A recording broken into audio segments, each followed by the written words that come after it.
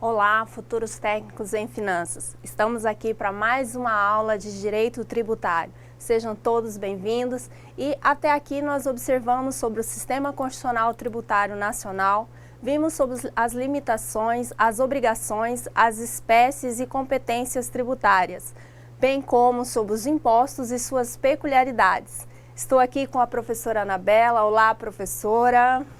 Saudações, professora Emi, saudações a todos os polos EAD do IFRO e ao IFAC também e a todos os nossos polos EAD. Sejam bem-vindos a mais uma aula de Direito Tributário, nossa terceira aula, quase acabando, então vamos aí prestar bastante atenção, a tirar suas dúvidas, pergunte para o tutor, encaminhe sua dúvida para cá, encaminhe no AVA, aproveite a oportunidade para sair Direito Tributário na linha. E para a aula de hoje, nós temos como conteúdo, especificamente, o crédito tributário, suspensão, extinção e exclusão do crédito tributário, imunidades tributárias e execução fiscal. Então, são temas bastante pesados, bastante profundos, bastante densos, que merecem muita atenção durante a aula. Anotem as dúvidas, anotem as contribuições, para que a gente possa dirimir todas elas durante a aula. Então vamos aos nossos objetivos da teleaula? Compreender os créditos tributários. Identificar as causas de suspensão, extinção e exclusão do crédito tributário. Relacionar as imunidades constitucionais tributárias. Definir a importância e o alcance das imunidades tributárias no direito tributário. Compreender o significado e a finalidade da execução fiscal. Perceber a importância da execução fiscal para os entes tributantes. Começando então com os créditos tributários previstos no artigo 139 do CTN. Nas últimas aulas nós observamos a respeito da lei. Falamos que a lei, quando ela é criada, tem-se ali uma hipótese de incidência. E somente quando vem o fato gerador é que nasce a obrigação tributária. Nesse instante é que a obrigação tributária é quantificada pelo fisco. Assim ocorrerá o lançamento e nasce o crédito tributário. Aqui nós podemos exemplificar da seguinte forma. O Estado de Rondônia, ele criou a Lei 950 de 2000. E nesta lei tem a hipótese de incidência acerca da propriedade de veículo. Digamos que a professora Anabela sonhava em ter um Jeep Cherokee. Era um sonho, uma hipótese de incidência prevista na Lei 950 de 2000 do Estado de Rondônia. Quando a professora Anabela conseguiu comprar esse carro, o Jeep Cherokee dela, que hoje ela tem, então ela saiu da hipótese de incidência e veio para o fato gerador, ou seja, surge a obrigação. Só que essa obrigação ela ainda não é exigível, ela só será exigível a partir do lançamento. Então, quando o fisco lançar para a professora Anabela o IPVA, haverá aí a exigibilidade do crédito tributário. Vamos então ao conceito de crédito tributário? É o vínculo jurídico a partir do qual o sujeito ativo, que no caso do exemplo era o Estado de Rondônia, da obrigação tributária pode exigir do sujeito passivo, que no caso aqui era a professora Anabela, o cumprimento do objeto da obrigação, que no caso era o IPVA. E como é que o ente, o fisco, vai fazer esse procedimento? Ele vai fazer o lançamento tributário. Então, é esse o procedimento administrativo que a autoridade vai fazer. A autoridade administrativa vai constituir o crédito tributário pelo lançamento. O lançamento é, então, a ação administrativa da administração pública referente à constituição desse crédito tributário. É, portanto, um procedimento administrativo tendente a verificar a ocorrência do fato gerador. Então, se o fato gerador verificar se a compra do automóvel foi realizada. E corresponde a determinada matéria tributável. Calcular o montante do tributo sobre esse elemento e né, sobre o tributo devido sobre esse elemento e identificar o sujeito passivo, aquele que vai sofrer a tributação, aquele que vai contribuir com o fisco. E, sendo o caso, propor a aplicação da penalidade cabível, ou seja, se porventura tiver ocorrido a mais, a menos ou indevidamente, ele vai provocar uma penalidade para esse sujeito passivo. Então, através do que a professora Anabela acabou de ver, nós vimos que o lançamento formaliza o crédito tributário e sua respectiva obrigação, já que verifica qual é a ocorrência do fato gerador e identifica os sujeitos da relação jurídica tributária, bem como define o montante do tributo devido. Então, é com o lançamento que há a constituição para a exigibilidade do crédito tributário. Modalidades de lançamento. Nós temos 3 espécies de modalidades de lançamento. Cada uma delas vai depender do sujeito, da participação do sujeito. Então, nós temos o lançamento de ofício, o lançamento por homologação e o lançamento por declaração. O lançamento por ofício, nenhuma é a participação do sujeito passivo, de modo que toda atividade é desenvolvida pela autoridade competente. Então, nós temos aqui que apenas nenhuma é a participação do sujeito passivo. Um exemplo seria o IPTU ou mesmo o IPVA. Na sequência, nós temos o lançamento por homologação.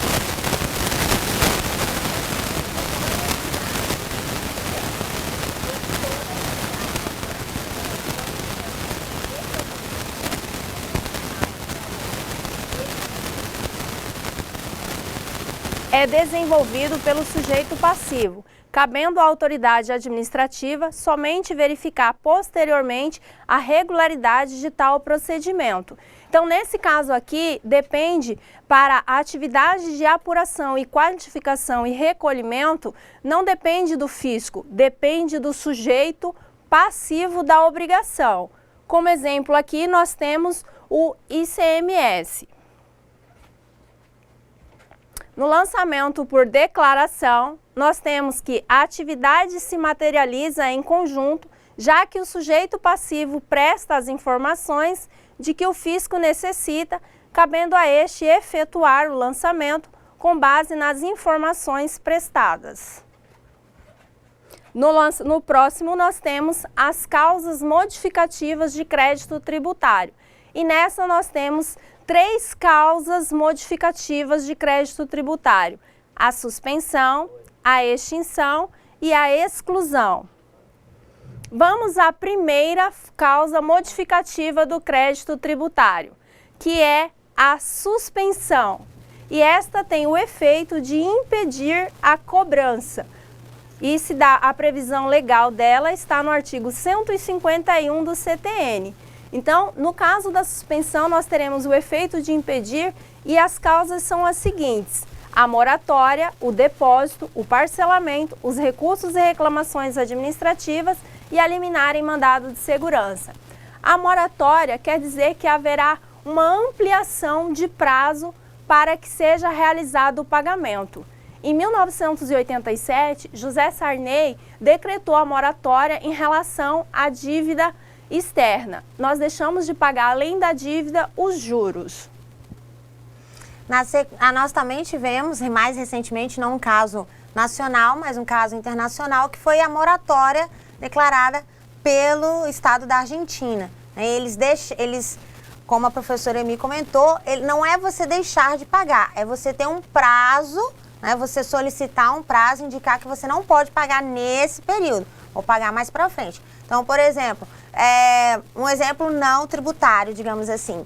Você, porventura, você não estava trabalhando e você tem uma dívida. Você combina com essa pessoa, com o seu credor: olha, eu vou começar a trabalhar semana que vem, mas eu vou receber só daqui a um mês. Então, eu posso pagar para daqui a um mês?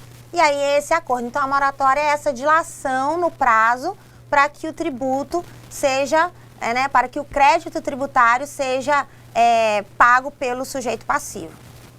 Temos também o depósito. O depósito há quando há uma ação administrativa ou judicial e aí realiza o depósito do montante integral para que possa estar discutindo a respeito da ação. No caso, se no final o fisco restou vencedor, ele fará o levantamento do depósito. Se o sujeito passivo restou vencedor, ele fará o levantamento desse valor corrigido com juros e correção monetária. No parcelamento, você tem uma situação inversa, né? No parcelamento, ele é diferente da moratória. Na moratória, houve uma dilação de prazo e não incide juro. No parcelamento, você tem, como a gente pode ver pelo ícone do nosso mapa mental, você tem um calendário. Então, significa que o crédito tributário devido, ele vai ser dividido em parcelas ao longo de um determinado período para que você possa cumprir com esse crédito tributário junto ao fisco. E, portanto, se é parcelado, vai incidir juros sobre esse crédito, sobre o seu pagamento desse tributo decorrente de alguma ação que você tenha praticado ou que o fisco tenha cobrado. E, por fim, nós temos os recursos e reclamações administrativas e a liminar em mandado de segurança. Quer dizer, isso aqui está constitucionalmente lá quando se trata da ampla defesa. O crédito vai ser suspenso enquanto você está se defendendo a respeito daquele crédito.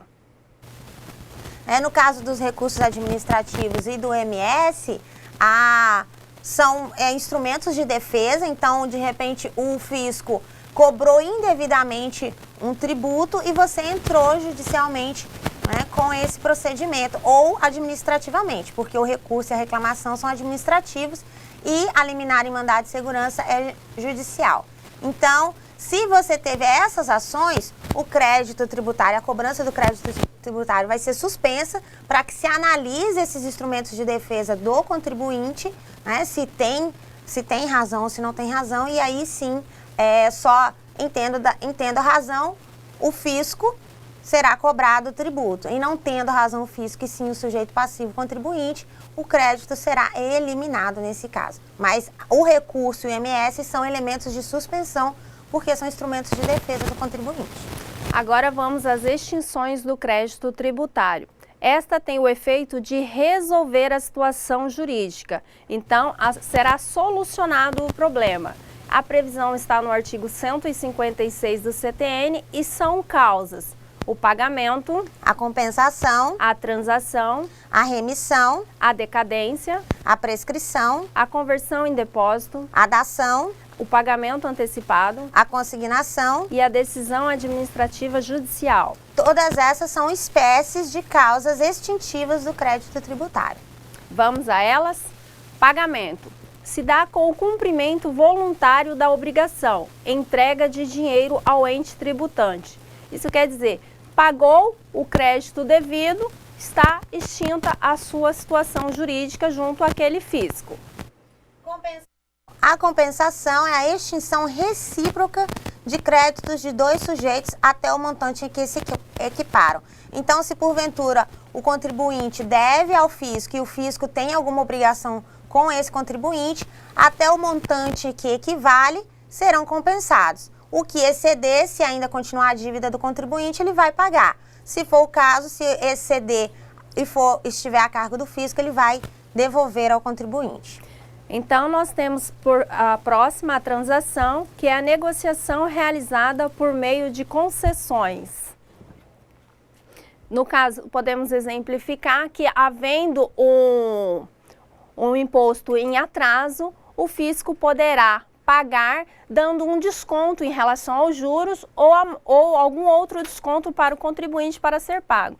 Lembrando que isso só ocorrerá através de lei. Temos aqui ainda o perdão do crédito tributário, que se dá através da remissão. É só lembrar, queridos, remissão vem de missa. Missa lembra perdão. Então, a remissão equivale ao perdão do crédito tributário. E a decadência tem a ver com a perda do direito do fisco de constituir o crédito tributário. Já a prescrição é a perda do direito de cobrar, ou seja, a execução fiscal. Quero que vocês observem bem, eu fiz questão de ler os dois seguidos e agora vou até fazer um quadradinho. Na decadência, nós temos a perda do direito do fisco constituir o crédito tributário. E a Constituição se dá através isso mesmo, através do lançamento. Já a prescrição é a perda do direito de cobrar, do fisco cobrar esse crédito que você tem. Isso judicialmente, através da Lei de Execução Fiscal, que nós veremos ainda hoje. Na sequência, nós temos a conversão, que pressupõe uma discussão administrativa e judicial favorável ao fisco. O depósito vai se converter em pagamento. Então, havia uma situação não decidida, então foi discutido judicialmente. Nesse caso, o contribuinte fez o depósito e esse depósito se converte no pagamento do tributo devido. Pagamento antecipado, realizado pelo sujeito passivo, pressupõe o lançamento por homologação. E a consignação em pagamento, que é a vontade do devedor em pagar e a recusa ou dificuldade do credor em receber. Então, a consignação em pagamento é uma ação onde há alguém querendo pagar e outra pessoa se recusando a receber o valor.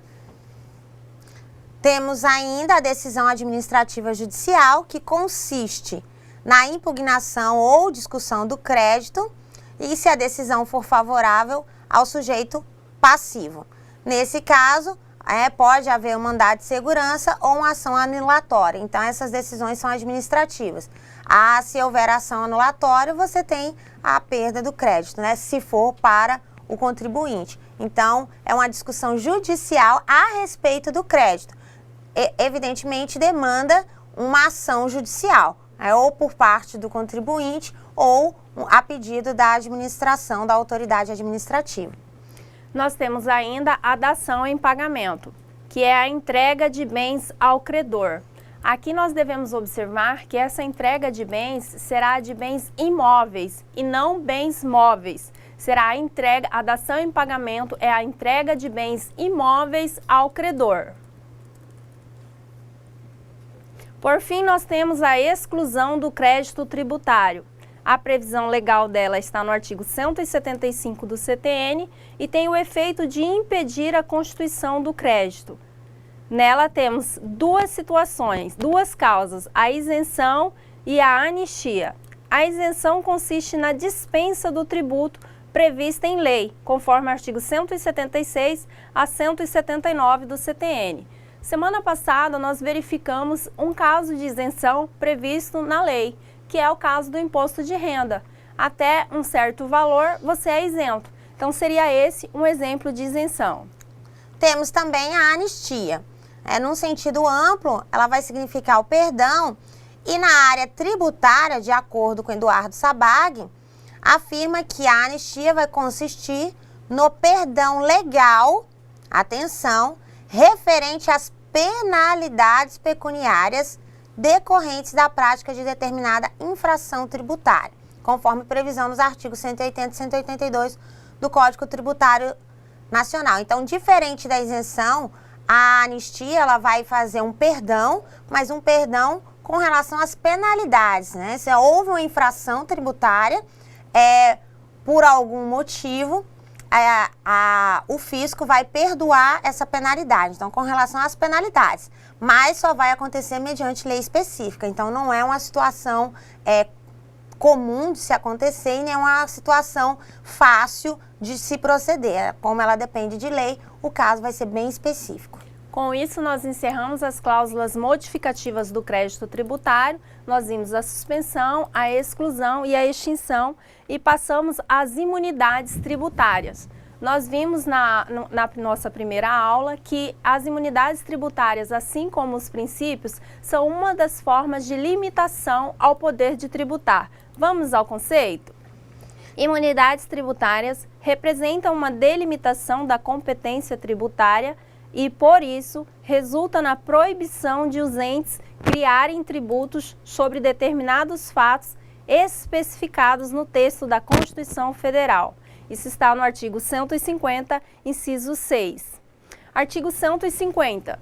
Sem prejuízo de outras garantias asseguradas ao contribuinte, é vedado à União ou seja, é proibido à União, aos estados, ao Distrito Federal e aos municípios instituir impostos sobre.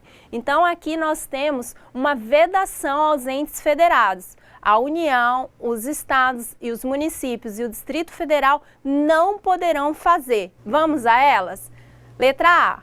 Patrimônio, renda ou serviços uns dos outros. No caso do patrimônio, o município não poderá cobrar o IPTU da União, do Estado. No caso da renda, a União não poderá cobrar o imposto de renda do Distrito Federal, dos municípios. Então, aqui há uma vedação entre os entes de instituição de impostos. Temos a imunidade com relação aos templos de qualquer culto, ou seja, no sentido constitucional de garantir a liberdade religiosa, liberdade de crença, liberdade de culto, né, porque na Constituição o artigo 5º prevê esse direito como um direito fundamental, o Código Tributário tornou isento os templos de pagarem tributos. Então, os templos né, são imunes, aliás. Então, eles não devem tributos. E essa imunidade é justamente para garantir a liberdade religiosa. Então, qualquer templo, ele não vai ter, ele vai ter imunidade com relação a tributos.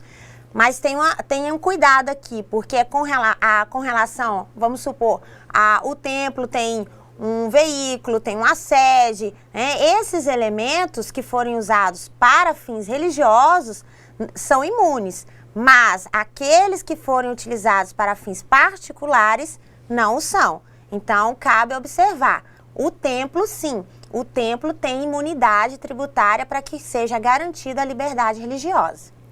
Continuando ainda a leitura do artigo 150, inciso 6, nós temos que, sem prejuízo de outras garantias asseguradas ao contribuinte, é vedado à União, aos estados, ao Distrito Federal e aos municípios instituir impostos sobre patrimônio, renda ou serviços dos partidos, inclusive suas fundações, das entidades sindicais, dos trabalhadores, das instituições de educação e de assistência social, sem fins lucrativos, atendidos os requisitos da lei. Então aqui nós temos que também é resguardado o patrimônio, a renda ou serviços dos partidos políticos, inclusive suas fundações, das entidades sindicais e dos trabalhadores, sendo vedado tanto à União, aos estados, ao Distrito Federal e aos municípios instituir impostos sobre eles. No artigo 150, inciso 6, nós temos, sem prejuízo de outras garantias asseguradas ao contribuinte, é vedado à União, aos estados, ao Distrito Federal e aos municípios instituir impostos sobre livros, jornais, periódicos e o papel destinado à sua impressão, bem como aos fonogramas, videogramas musicais produzidos no Brasil, contendo obras musicais ou literomusicais de autores brasileiros e ou obras em geral interpretadas por artistas brasileiros, bem como suportes materiais ou arquivos digitais que os contenham, salvo na etapa de replicação industrial de mídias ópticas de leitura a laser. Ou seja, essa imunidade visa garantir o direito de liberdade de expressão, a cultura, o acesso à educação. Então, por isso que os livros e os materiais culturais produzidos também têm imunidade tributária. A finalidade é que haja divulgação da cultura, divulgação da educação e, se houver tributos carregados sobre esses elementos, evidentemente que tornam o acesso mais difícil, mais caro. Então, em razão da previsão constitucional de acesso à educação, acesso à cultura, é que há imunidade desses elementos com relação a tributos. Então, vamos a uma conclusão a respeito do que nós acabamos de ver? A imunidade recíproca das pessoas políticas. De acordo com o artigo 150, 6A, que nós acabamos de ver da Constituição Federal, Por ela, as pessoas políticas, União, Estados, Distrito Federal e municípios não podem tributar-se reciprocamente por meio de impostos. Exemplo, o IPTU de imóvel da União, que foi um dos exemplos dados. Imunidade de patrimônio, renda e serviços das autarquias e fundações instituídas e mantidas pelo poder público, ou seja, a imunidade é recíproca da administração pública direta, se estende à administração indireta, ou seja, às autarquias e fundações, de modo que as pessoas políticas não podem instituir impostos sobre aquelas, desde que mantidas pelo poder público e se suas atividades estejam ligadas às suas atividades essenciais ou delas decorrentes. Imunidade de patrimônio, da renda e dos serviços dos templos de qualquer culto. É vedada a cobrança de impostos sobre templos de qualquer culto no que se refere a patrimônio, renda e serviço vinculado às suas finalidades essenciais. Lembrando aqui o que a professora Anabela ressaltou, a vinculação às suas finalidades essenciais. Essa vedação é somente em relação a elas. Imunidades dos partidos políticos, sindicatos dos empregados, instituições assistenciais e educacionais sem fins lucrativos. Deve-se ao fato de que os partidos políticos representam o pleno exercício da democracia, refletindo a vontade popular. É uma forma de proteger a manifestação da atividade sindical com relação aos sindicatos de empregados e, em razão de sua própria essência, assegurar a liberdade de conhecimento, que é com relação às instituições educacionais sem fins lucrativos. Imunidade do papel destinado exclusivamente à impressão de jornais, periódicos e livros. Destina-se à proteção e promoção da liberdade de imprensa, de expressão, à difusão da cultura no país, entre outros. Com isso, nós encerramos essa primeira parte, saímos do Código Tributário Nacional e passamos à Lei de Execução Fiscal. Vamos ao conceito? Lei de Execução Fiscal, Lei 6.830 de 80. Denomina-se execução fiscal a ação de que dispõe a Fazenda Pública para a cobrança de seus créditos, sejam tributários ou não, desde que inscritos em dívida ativa, conforme Machado, 2010, página 490. Então, aqui nós temos que a execução fiscal nada mais é que uma ação perante o Poder Judiciário. É uma ação judicial, de que dispõe a Fazenda Pública da União, estadual, municipal, distrital, para promover a cobrança dos créditos de sua titularidade.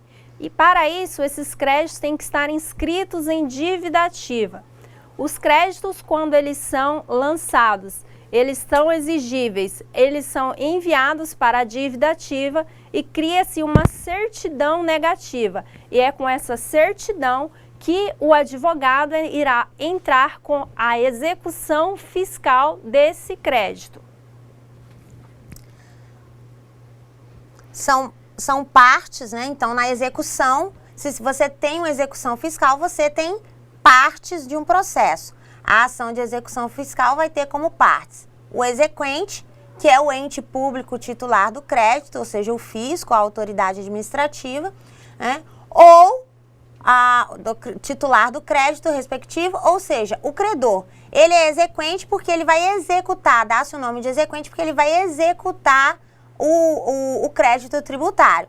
E ele é credor porque é ele que vai receber esse crédito. Então, é por isso, credor, crédito, é ele que vai receber o crédito, é ele que vai receber o montante devido. A outra parte será o executado. O executado vai ser a pessoa obrigada a pagar a dívida, ou seja, o devedor.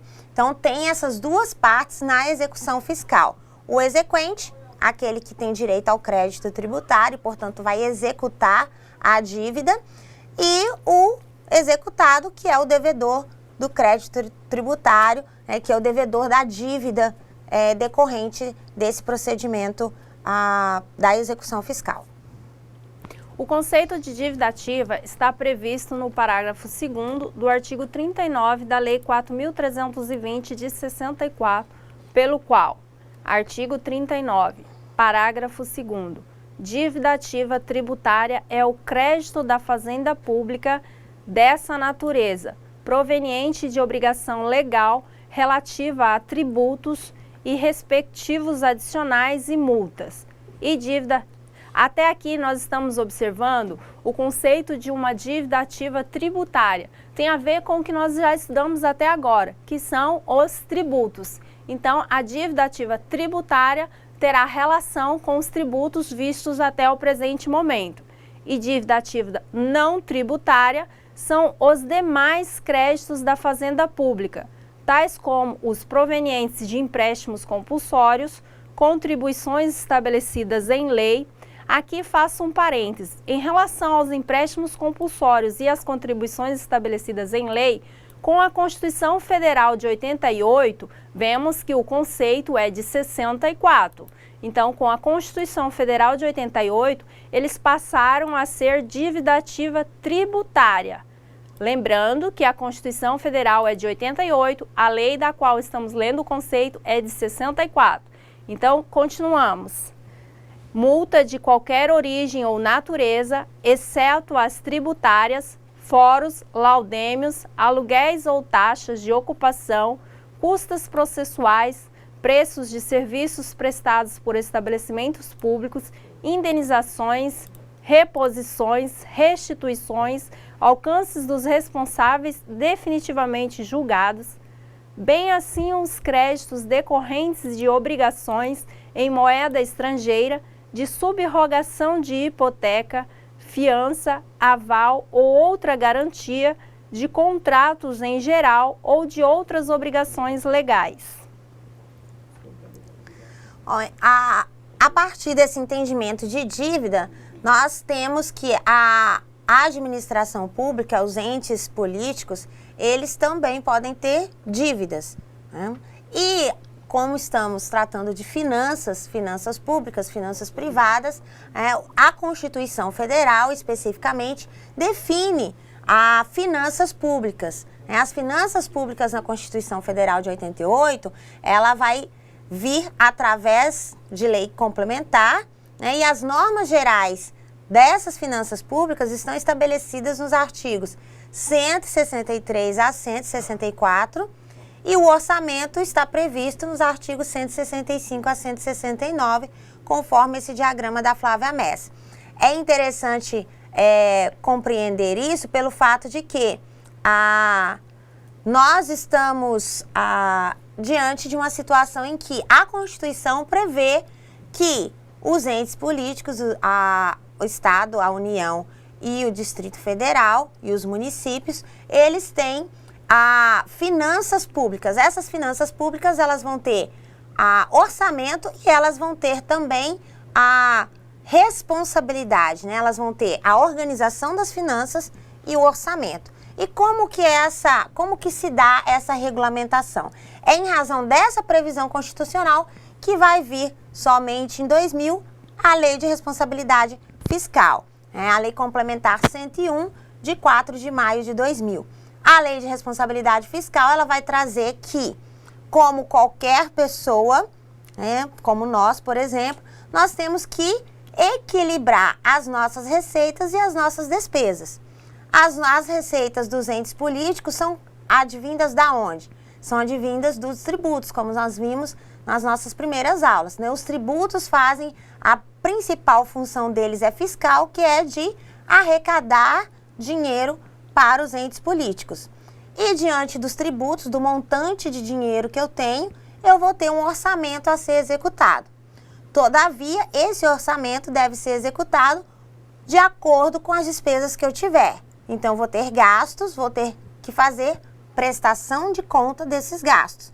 E vou ter, no caso, se houver qualquer incompatibilidade ou qualquer desequilíbrio nessa balança, eu vou sofrer sanções em razão disso. Então, a Lei de Responsabilidade vai ter esse objetivo, tornar efetivamente responsável o agente público pelo equilíbrio das contas das finanças públicas. Eu não posso gastar mais do que o meu orçamento advindo dos tributos e outras fontes, evidentemente, eu arrecadar. Eu tenho que equilibrar, eu só posso gastar no limite que eu tenho de orçamento. Se eu gastar mais, eu vou sofrer sanção. Então, esse é o intuito da Lei de Responsabilidade Fiscal. Lembrando que a Lei de Responsabilidade Fiscal tem aí como pessoas que vão estar fiscalizando os tribunais de contas, Tribunal de Contas da União, Tribunal de Contas dos Estados. O que é que vão fazer é verificar se está havendo esse balanceamento em relação às despesas e às receitas. Então, nós temos que a Lei de Responsabilidade Fiscal, a atividade do Estado é obter receita através da política tributária e aplicar essa receita através da política orçamentária.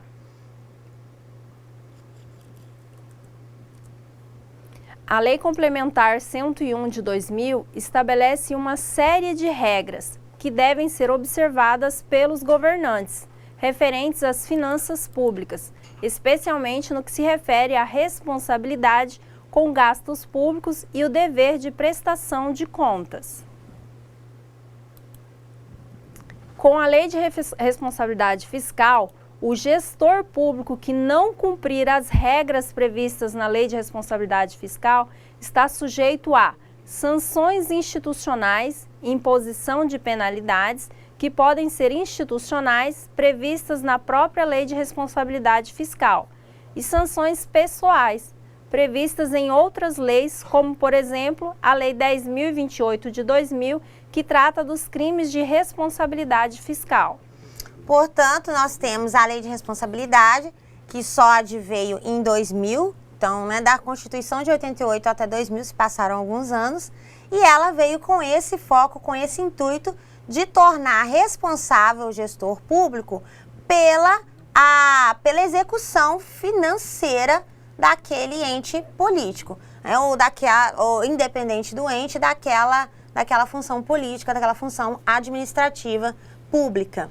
Então, a Lei Complementar 101 de 2000, ela vai trazer também e principalmente que se esse gestor não equilibrar as finanças públicas, conforme prevê a Constituição Federal e a Lei Complementar, ele vai sofrer essas penalidades ditas pela professora Emi, as penalidades institucionais e as sanções pessoais. Essas sanções, elas têm esse caráter de penalidade mesmo, de sanção, de pena. Lógico, não uma pena de privação de liberdade, mas uma pena pessoal, uma pena administrativa e uma sanção institucional. Essas sanções, elas têm esse caráter de conferir responsabilidade ao gestor público, ou seja, se eu não executar, porque se a lei não tivesse essas sanções, poderia ser discricionário do gestor eu simplesmente não executar, eu passar a dívida adiante, aí eu deixar a dívida em suspenso. Então, cabe a ele sofrer essas penalidades em razão da ausência ou em razão de, porventura, má gestão durante o processo ou equívocos durante o processo gerencial. Então, a Lei de Responsabilidade vai trazer esse intuito de conferir ao ente político o fato de que eu estou arrecadando via tributos, a função fiscal do tributo, então eu constituí os tributos e esses tributos me deram um orçamento para eu executar e eu só posso executar aquilo que eu tenho em orçamento. Eu não posso passar do limite desse orçamento. Se eu passar do limite desse orçamento, eu vou sofrer sanções institucionais e, inclusive, pessoais. Então, não será eliminado o caráter pessoal da responsabilização nesses elementos.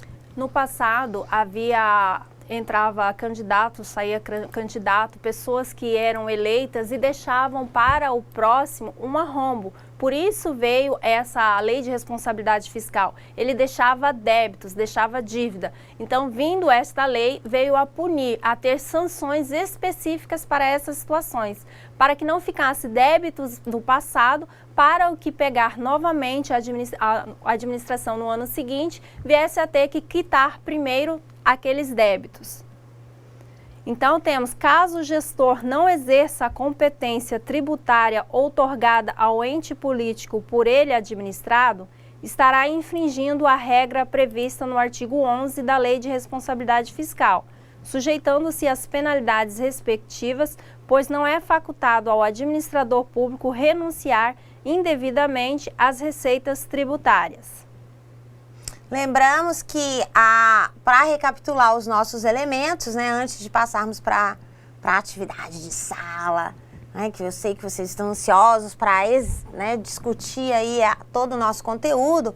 Então, nós temos os créditos tributários, eles são constituídos em razão dessa função dos tributos, né? Então, a partir do momento que eu tributei um determinado elemento, eu tenho o crédito tributário.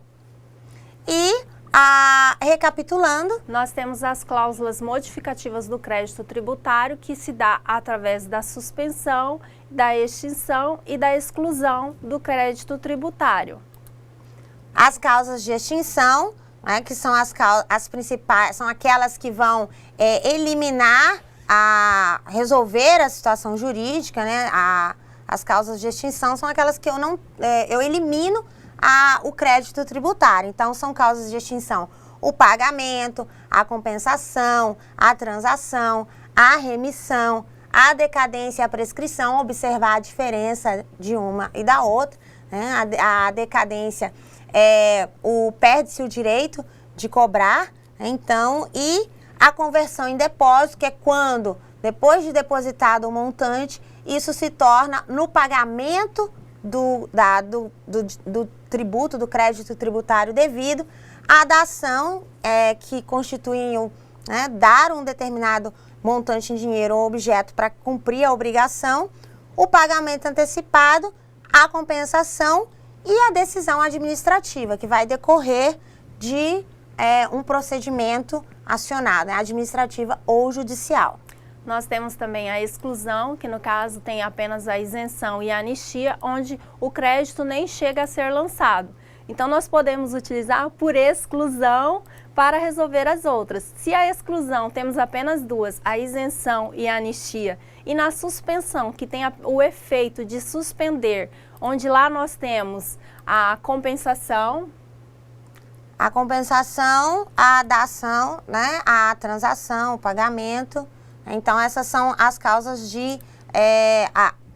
na suspensão nós temos a moratória, o depósito, o parcelamento, a liminar em mandado de segurança e os recursos e reclamações administrativas. Então, pensando em suspensão, deve-se lembrar quais são aqueles elementos em que vão deixar temporariamente o meu crédito suspenso, né? O crédito tributário suspenso. O crédito tributário, eu ainda não sei se eu vou pagar ou se eu não vou pagar. Isso são causas de suspensão, diferente das causas de extinção, em que o procedimento é para eliminar o crédito. Na suspensão eu vou deixar só temporariamente, vou deixar em aberto. Então, a moratória, que é aquela que nós destacamos como o elemento que eu vou dilatar o prazo para pagar, o depósito, em que eu vou colocar um montante, vou literalmente depositar um montante para garantir essa execução, e aí eu coloco o depósito para discutir esse crédito, lembrando que esse depósito não é condição para discutir o crédito tributário. Então, eu estou devendo um crédito tributário ao fisco, e aí eu deposito para quê? Para eu garantir, mas isso não é elemento, não é requisito. Não há hipótese nenhuma em que você deposita, você deve depositar para discutir ao crédito tributário. Não, você deposita no sentido de garantia. Você vai ter o parcelamento, que é diferente da moratória, que consiste na divisão no tempo das parcelas devidas ao fisco, e aí sobre ele vai incidir, portanto, os juros, e você tem os recursos e as reclamações administrativas que vão decorrer de uma ação em que você discute o crédito tributário. Então, se você entrou para discutir o crédito tributário, se há dúvida sobre esse procedimento, não se sabe se o fisco está correto ou se o contribuinte está correto, então o crédito tributário, a dívida do crédito tributário será suspensa, será pausada para que haja uma decisão a respeito disso, a favor do fisco ou a favor do contribuinte. E depois a liminar em mandado de segurança, que aí é uma ação judicial. Você entrou com mandado de segurança, foi concedida a liminar, se é concedida a liminar favorável, o crédito tributário será suspenso para que a decisão judicial ocorra. Então, não posso haver uma cobrança se ainda não tem decisão judicial definitiva. É por isso que é suspenso o crédito tributário. Logo, se não há a exclusão, a extinção ou a suspensão do crédito tributário, é uma dívida que está para ser quitada. Há um débito e esse débito poderá ser cobrado judicialmente. E nós vimos, através da Lei 6.830, que tem a execução fiscal, que aí é através do procurador jurídico que irá receber do setor competente uma certidão negativa e irá protocolar junto ao Poder Judiciário a ação de execução fiscal, nela estando presente o executado e o exequente. Para que seja possível essa cobrança, a certidão negativa tem que estar com todos os dados essenciais para que haja a certeza e não seja passível de nulidade desse processo. Pois uma vez que chegue até o procurador uma certidão negativa, faltando um dos itens, como o nome completo, o endereço completo, os dados, o número da certidão, faltando ou estando o nome incompleto, o meu nome, Emi Silva de Oliveira, e eles encaminham a certidão negativa, Emi Souza de Oliveira. Ao receber essa ação, eu vou informar que aquele processo não é em face da minha pessoa, pois o nome está incorreto. E nesse caso, terá até o resultado de primeiro grau para ser sanado, podendo substituir essa certidão negativa, tornando nulo todo o processo administrativo realizado em face daquela execução. Não menos importante, as imunidades tributárias e também a lei de responsabilidade fiscal. Então, com relação às imunidades tributárias, elas visam garantir, elas tornam imune determinados entes, determinadas instituições para garantir alguns direitos constitucionais previstos, de modo que se eu tributar essas pessoas, essas autoridades ou essas instituições, isso dificulta a liberdade, né? A liberdade religiosa, a liberdade educacional, a liberdade política da nação, da sociedade. E também a lei de responsabilidade fiscal, que visa o equilíbrio das contas públicas, o equilíbrio das finanças públicas, né? Com relação à tributação, ao recurso advindo dos tributos e à execução do orçamento, equilibrar as finanças públicas. E agora nós vamos à nossa atividade de sala. Aguardamos o contato de vocês que estiverem dúvidas a respeito do que foi tratado hoje ou de aulas anteriores, que possam estar repassando para que nós possamos saná-las. Aguardamos o contato de vocês, aguardamos as dúvidas e esperamos sanar as que forem possíveis.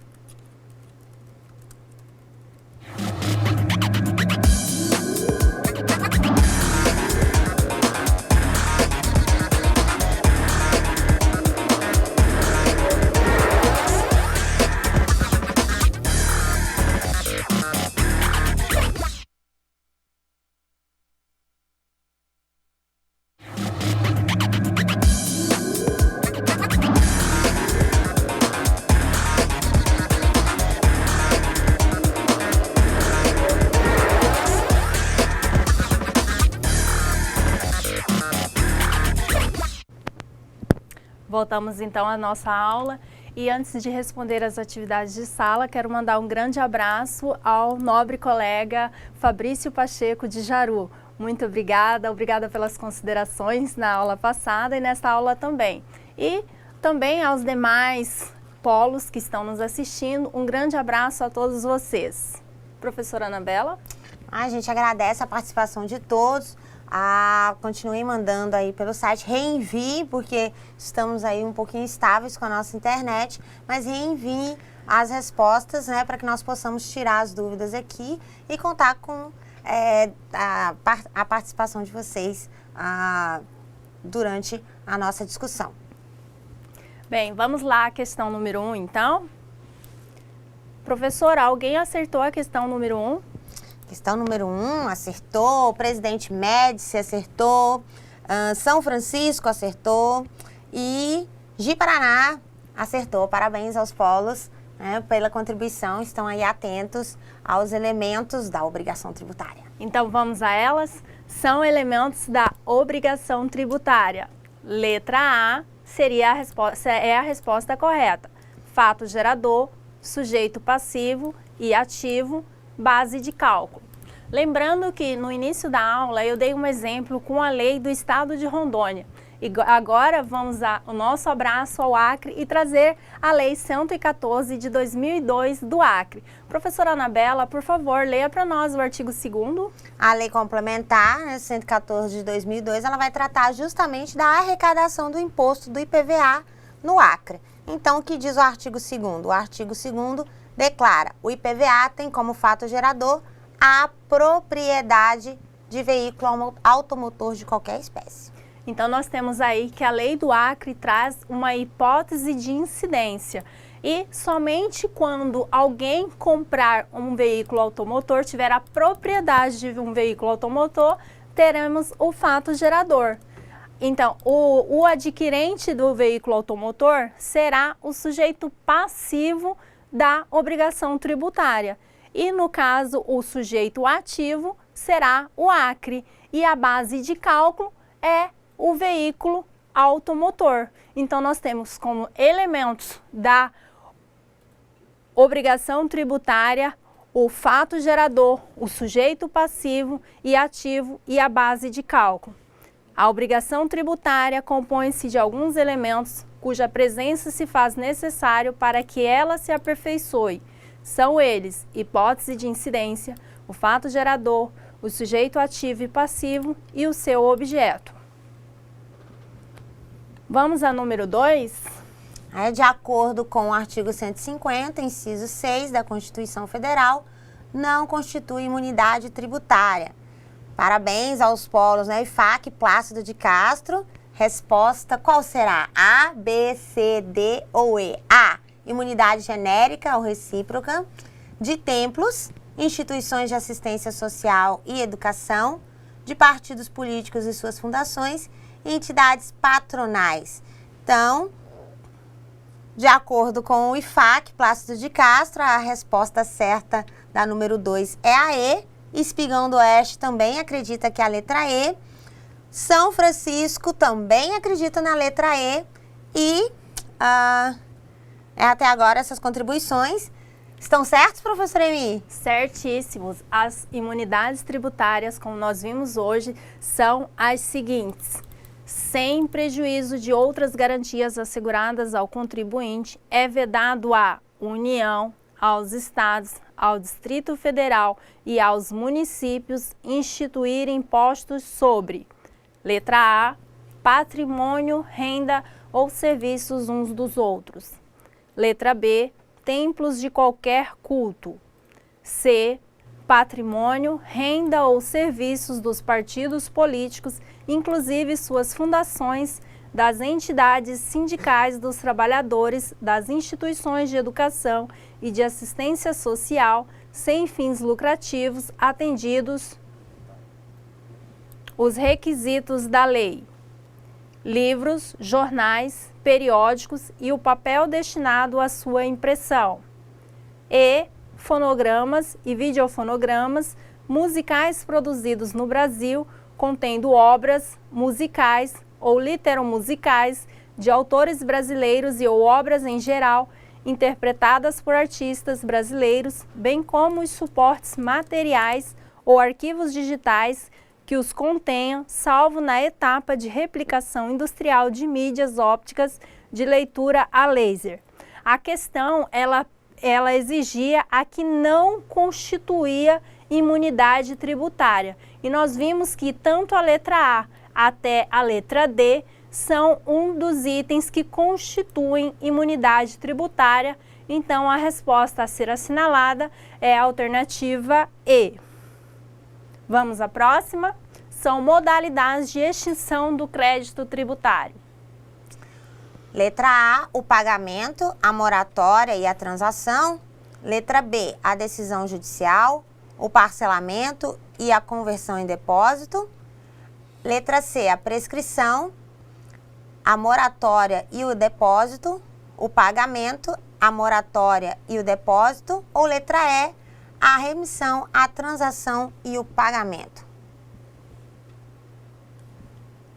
Aqui a resposta correta é a letra E, a remissão, a transação e o pagamento. Porque na letra A nós temos o pagamento como forma de extinção do crédito tributário, a moratória como suspensão, a transação como extinção, a decisão judicial como extinção, o parcelamento como suspensão. Então já não configura, né? E a conversão em depósito, a conversão em depósito como extinção, a prescrição como extinção, a moratória como suspensão e o depósito como suspensão, o pagamento como extinção, a moratória como suspensão e o depósito como suspensão. Então nós vemos que apenas a letra E nós temos todas as modalidades de extinção do crédito tributário, a remissão, a transação e o pagamento.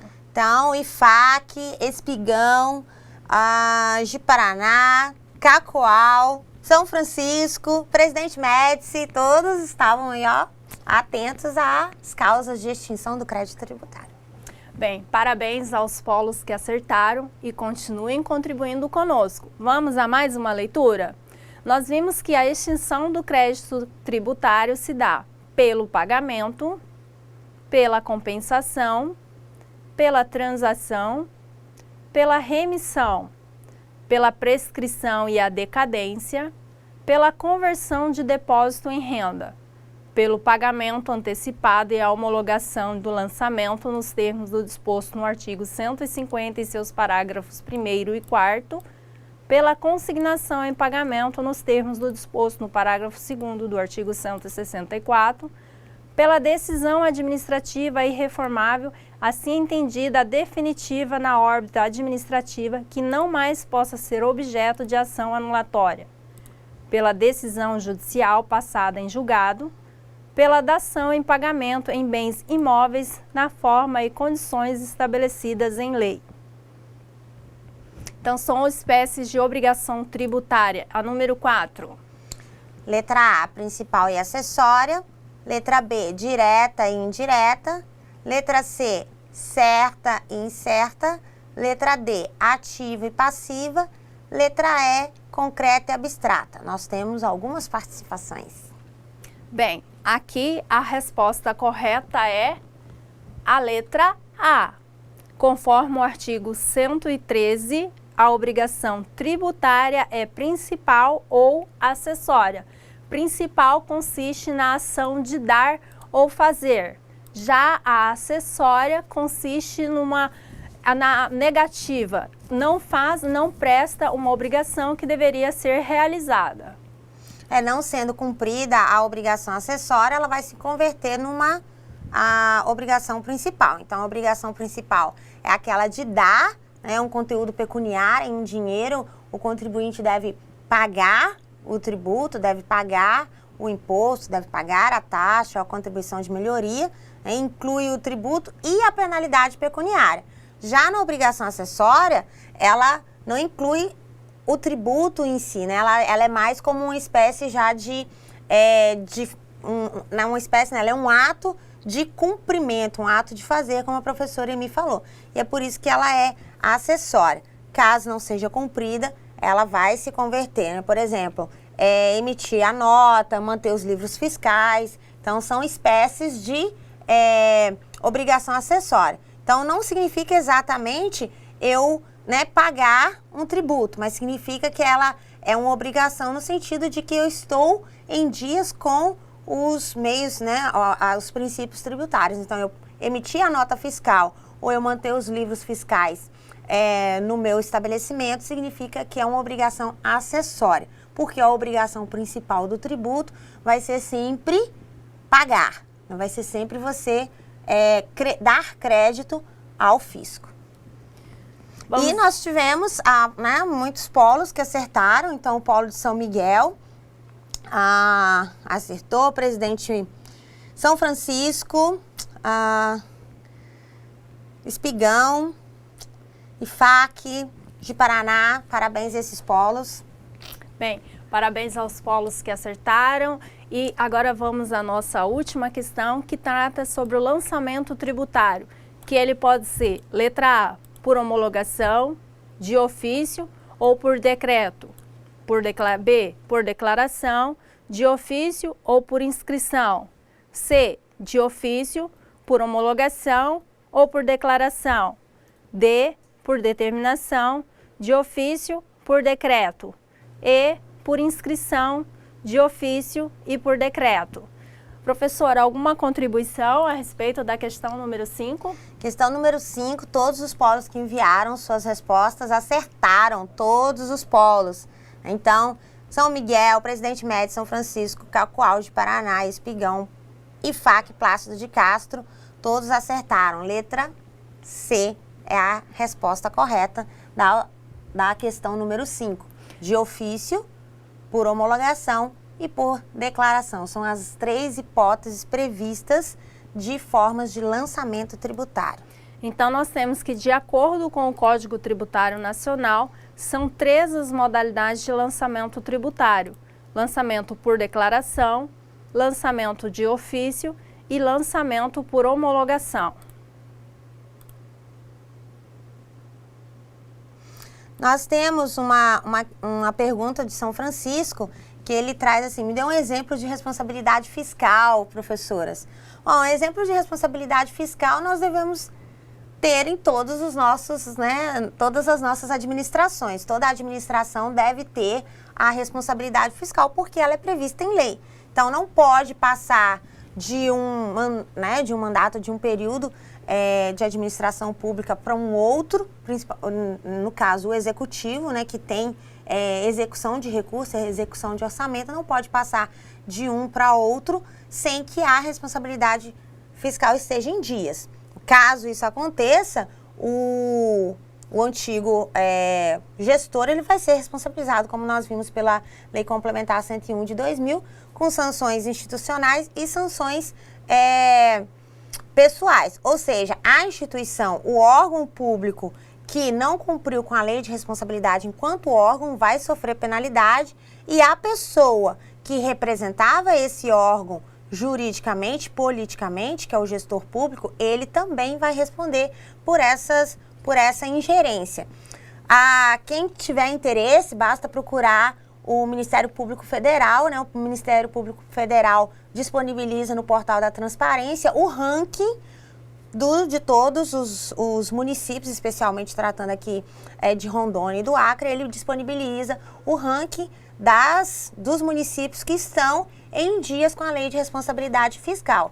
Ele dá uma nota de 0 a 10 para cada município, e pela nota você tem mais ou menos uma noção se o seu município está cumprindo ou não a lei de responsabilidade fiscal.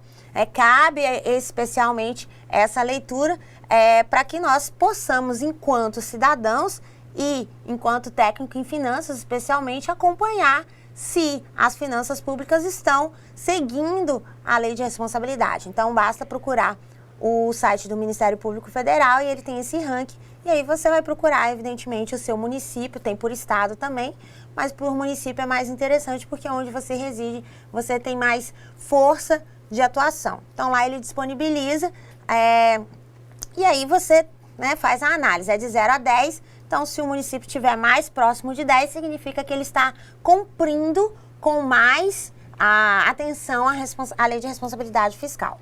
E hoje também, com a lei do Portal da Transparência, ficou mais fácil de nós estarmos fiscalizando quais são os entes federados que estão fora do preenchimento dos requisitos da lei de responsabilidade fiscal. Se estão, de fato, gastando os nossos tributos de forma correta, se está havendo os investimentos conforme previstos na lei orçamentária. Afinal, nós somos chamados a cada mandato a estar preparando para o mandato seguinte como será, para o decorrer daquele mandato, como será gasto esse orçamento. A forma na educação, a forma na saúde, a forma na segurança. E hoje o Portal da Transparência nos dá muita clareza de como será esse desenvolvimento no decorrer de cada mandato. Então nós também somos fiscalizadores dessa lei de responsabilidade fiscal. E se nós encontrarmos alguma problemática nessa seara, temos a nossa obrigação como participantes sociais de estar defendendo os nossos direitos. Porque hoje, com a mídia ativa, com o uso do WhatsApp, com as formas sociais aí existentes, elas nos auxiliam para estarmos fiscalizando cada vez mais todos os entes federados, sejam os mais próximos de nós como município, sejam os mais distantes como a União. Mas em todo momento nós temos como estar cobrando para que esses hoje que ocupam cargos políticos possam estar respeitando o que foi escrito pelos nossos representantes, porque a lei de responsabilidade fiscal foi uma exigência nossa para que as pessoas que ali estivessem não viessem a gastar um dinheiro que nós contribuímos com tanta dificuldade para que nós possamos ter uma boa educação, uma boa saúde, uma boa segurança, para que nós possamos sair à noite e termos iluminação pública, para que todos os nossos anseios fossem realizados.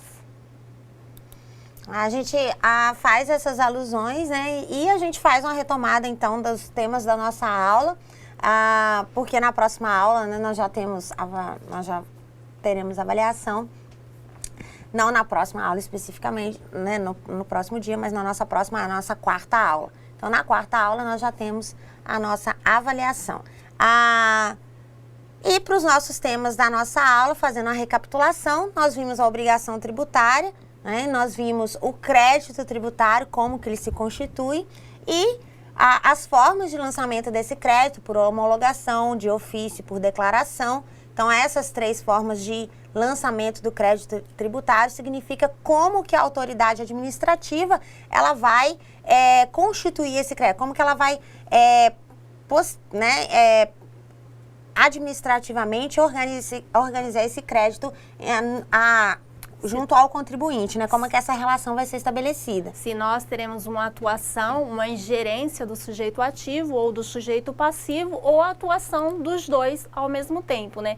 No caso de ofício, a administração poderá atuar sozinha para lançar esse crédito para o contribuinte, como foi o caso do IPTU e do IPVA.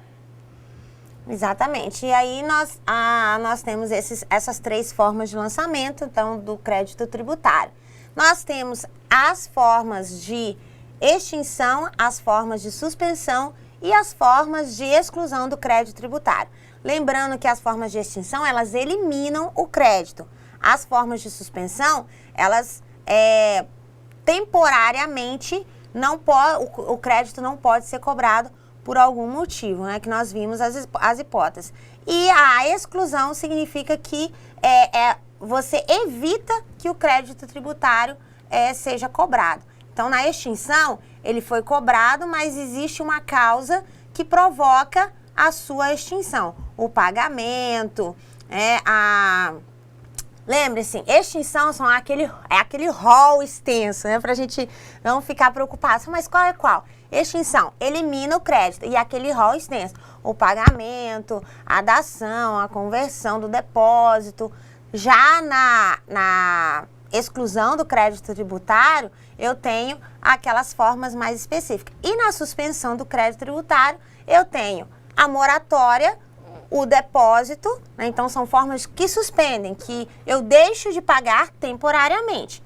Né? Então, moratória, depósito, o parcelamento, o recurso à reclamação administrativa ou judicial e a liminar em mandado de segurança. Então, as espécies de suspensão são menores, são em torno de 5 espécies. Então, suspensão, eu tenho o meu crédito tributário, ele é provisoriamente, eu deixo de pagar provisoriamente. É uma suspensão, um momento em que eu suspendo o pagamento, mas eu posso vir a pagar no futuro, como eu posso não vir a pagar. Então, eu não tenho uma decisão firmada. A extinção não, a extinção, todas as formas que forem analisadas, elas já são definitivas. Então, o pagamento é uma extinção do crédito. Se eu paguei, não tem mais o que eu discutir. Então, na suspensão, eu estou discutindo o crédito. No caso da exclusão, nós temos que nem é feito o lançamento. Há uma isenção e há uma anistia antes mesmo do lançamento desse crédito tributário. Nós vimos também sobre as imunidades tributárias, onde nós falamos das imunidades entre os entes federados, União, Estado, Distrito Federal e os municípios, onde eles não deverão cobrar impostos entre si, porque senão, na realidade, nós estaremos pagando o imposto duas vezes, porque nós já pagamos o imposto para esses entes e depois eles vão cobrar novamente dos entes que somos nós que pagamos. Então, não há uma imunidade em relação a esses entes, que é os templos, entre a União, entre o município, o Estado, o Distrito Federal, há essa imunidade tributária, que é uma limitação ao poder de tributar. Vimos também sobre a execução fiscal, falamos sobre a dívida, o seu procedimento, a sua forma de extinção, os seus trâmites. Além da execução fiscal, nós vimos, por último, a questão da lei de responsabilidade, né, que inclusive foi a pergunta do aluno Francisco, né, discutindo sobre alguns exemplos. Então, a lei de responsabilidade fiscal, ela vai ter, lembrem da balança, é um dos melhores recursos para você lembrar de responsabilidade fiscal. A lei de responsabilidade fiscal vai ter o intuito, o objetivo de equilibrar as finanças públicas. Esse é o maior objetivo da lei, conjugando o orçamento, que advém principalmente dos tributos, né, são os tributos com a função fiscal, que nós vimos lá nas outras aulas, que vai arrecadar dinheiro para constituir o orçamento do ente. E a execução desse recurso, a execução desse orçamento, de acordo, né, então, mesmo que tenha muitos gastos, o gestor público, ele tem que equilibrar essas contas. Então, você, técnico em finanças, deve conhecer essas, né, a lei de responsabilidade, essas normas, até para saber as tratativas a lidar com esse ente. Então, a lei de responsabilidade vai ter esse intuito, equilibrar o orçamento, a execução orçamentária com executar o orçamento com o que eu tenho previsto em orçamento, eu não posso ultrapassar. E, caso não seja cumprida a legislação, haverá penalidades institucionais e penalidades pessoais. Tanto a instituição que não cumpriu, quanto o gestor público que não fez, serão penalizados judicialmente. Bem, então, assim nós vamos encerrando, vamos mandar um abraço a cada polo que contribuiu conosco, seja respondendo, seja questionando, e lembrando, agradecendo aí ao Fabrício Pacheco pela lembrança. Já estivemos juntos trabalhando pessoalmente. Um grande abraço a você, Fabrício de Jaru, aos colegas de Ji-Paraná, o meu grande abraço, onde hoje o meu marido trabalha. E encerramos a nossa aula e esperamos que vocês possam estar fazendo as suas atividades da semana, se preparando, lendo bastante, para que no nosso próximo encontro nós venhamos aqui para sanar as suas dúvidas, pois teremos poucos momentos. Aí estaremos revisando todo o conteúdo visto até aqui, desde o sistema constitucional tributário, as suas limitações, as suas competências, as suas espécies, as obrigações, os temas da aula de hoje. Faremos um bate-bola a respeito de tudo isso e estaremos à disposição para responder qualquer dúvida que tenha surgido no decorrer da semana. Nós agradecemos a participação dos polos, né, ativamente na nossa aula de Direito Tributário. Agradecemos aos tutores, sem os quais essa parceria não seria possível.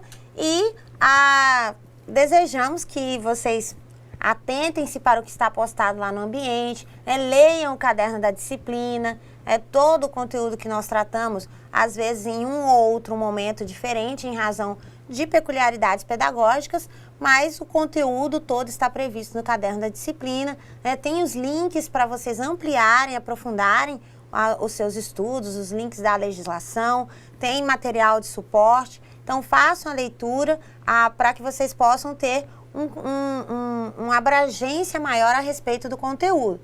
para que vocês possam, inclusive, a leitura vem contribuir em tirar dúvidas. Mas se ainda tiver dúvida, acesse o ambiente, procure o tutor à distância, questione, participe, tire a dúvida, comente, faça a atividade prevista no ambiente virtual, tenha atividades ainda previstas e a gente estaremos de volta na nossa 4ª aula de Direito Tributário.